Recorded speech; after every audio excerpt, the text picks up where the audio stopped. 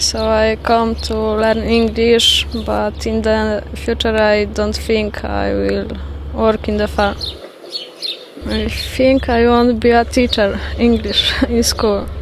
Justina moved from her hometown Lublin to the Danish countryside, not primarily to learn how to milk cows, but also to make some money and to improve her English.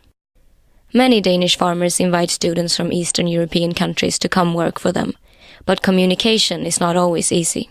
Oftenly, language is a very big problem.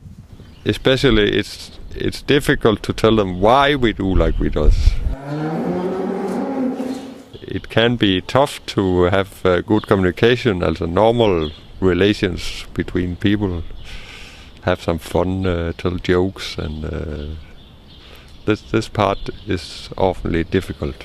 But even though communication can sometimes be complicated, the students work hard enough to compensate for it.